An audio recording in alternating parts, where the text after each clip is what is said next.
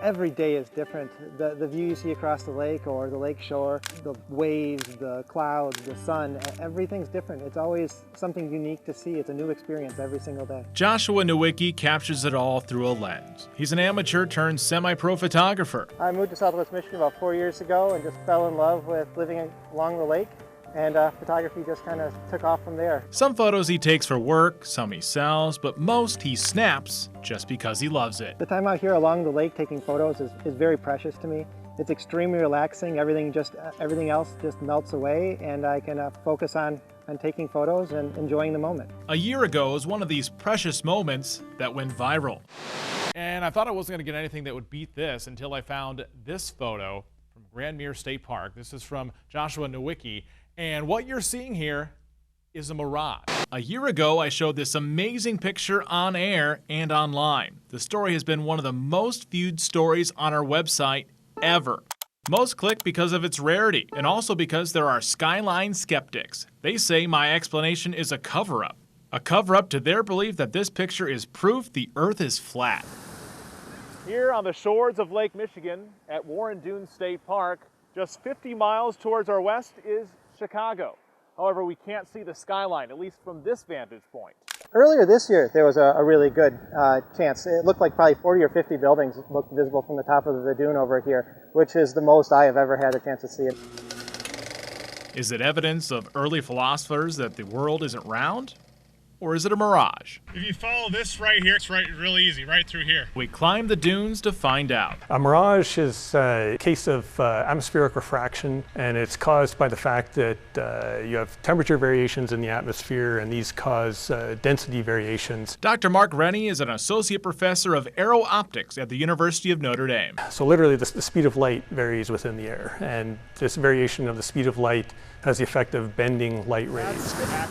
Sometimes the Lake Michigan waters makes us see things. Here we are at the top of Warren Dunes. Pretty exciting as the inversion is setting up as we speak. A spring night, the lake waters are still very cold. And we can see out on the horizon and above it a dark line that's starting to show up just above. That's the inversion. That's where temperatures are different below than they are above and creating that cap. And we're beginning to see that atmospheric lensing, where in spots along the horizon we're seeing either breaks in the buildings or where the buildings may be flipped or distortion caused by the mirage or atmospheric conditions that are changing as we speak. What's happening is the light from Chicago is being bent by the cold air above Lake Michigan slightly downwards towards the observer here in Michigan. And that's helping the light rays get around the curvature of the Earth, so to speak, so that Chicago can be seen almost all the way down to ground level. See, now there's buildings shown up straight ahead of us. But if it is a mirage, argues many of the biggest critics who've emailed me, the image should be upside down. The word mirage originates from the same root word as the word mirror. So technically, I think if you're going to be a stickler about it, you would say a mirage has to have an inverted image. But again, the physics is all the same. The science is the same of that of a lens. Here's a simple example. So if you're looking at Chicago here, now you can just see the top of the Sears Tower, and if our simulated temperature inversion moves into place, hopefully now you can see pretty much all of Chicago, see all the lower buildings, including what's at ground level. So the atmosphere really is acting like a lens.